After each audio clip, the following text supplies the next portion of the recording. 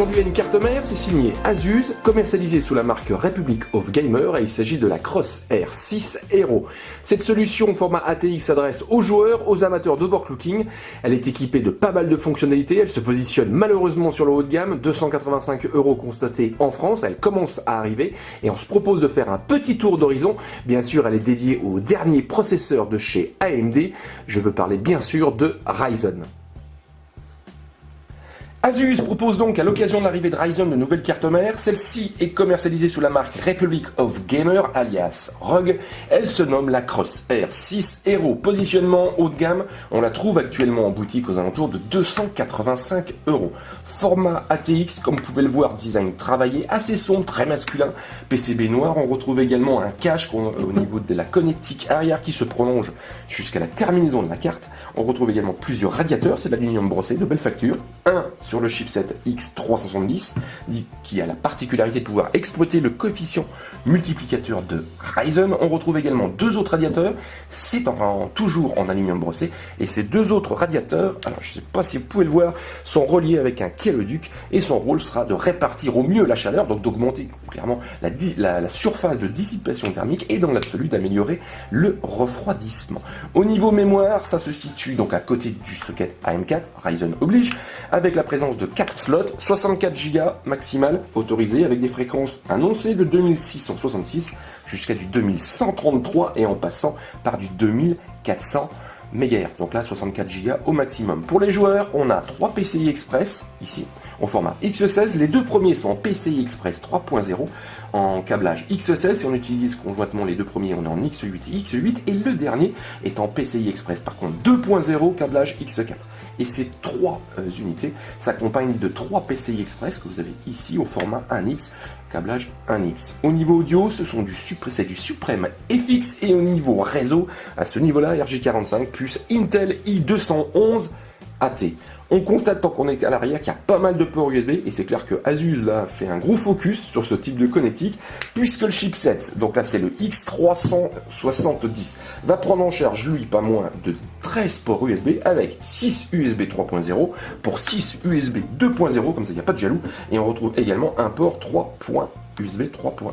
À cela, Ryzen va prendre en charge de son côté 4 ports USB 3.0 et on a une puce ASMedia qui va rajouter à tout ce petit monde 2 ports USB en 3.1. Cette solution, comme je vous le disais tout à l'heure, ça s'adresse à plusieurs types d'utilisateurs, dont les amateurs d'overclocking et même les utilisateurs avertis, puisqu'on a des fonctions dédiées qu'on va retrouver au niveau du BIOS, mais surtout au niveau du PCB. Alors, on va peut-être essayer de vous montrer tout ça. Sur le haut, on a un debug log. Donc ça c'est un afficheur qui va se mettre en route dès que la plateforme démarre et si elle se bloque, on a un code qui va s'arrêter au moment où elle s'est bloquée et ce code permet d'avoir une indication sur ce qui s'est passé. C'est-à-dire est-ce que c'est un problème de mémoire, un problème de stockage, un problème d'initialisation de quelque chose en particulier. Donc là ça aide à la résolution des problèmes. Ce debug log s'accompagne également de plusieurs boutons dédiés qu'on va avoir sur le bas. On a par exemple un bouton Start, on a un bouton Reset et un bouton Save Boost et petite remarque, on a également à l'arrière un bouton BIOS. Donc là ça se situe à ce niveau-là.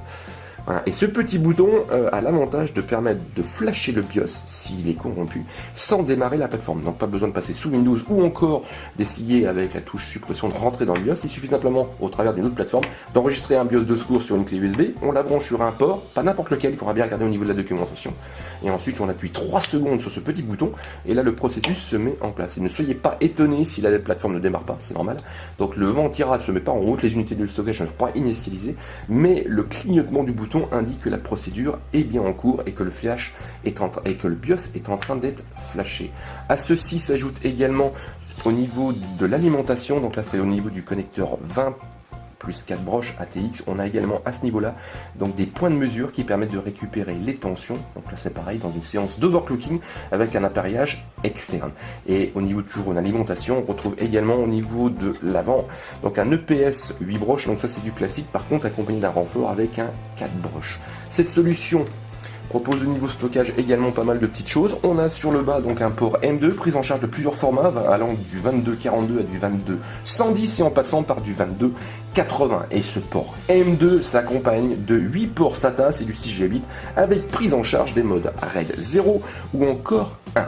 Donc comme on peut le voir, il y a pas mal de choses à dire, c'est une plateforme assez complète, pas mal de petites fonctionnalités et un BIOS plutôt complet. Je vous invite donc à nous retrouver très prochainement sur Jinfoo, puisqu'on va publier un test consacré à 2 autres processeurs Ryzen, après avoir testé la vitrine technologique, donc le Ryzen 7 1800X. On va s'attaquer cette fois-ci au Ryzen 7 1700X et au Ryzen 7 1700. Donc 2 autres processeurs, toujours en 8 cœurs, avec par contre un positionnement tarifaire un peu plus agressif, donc on verra si c'est des processeurs intéressants.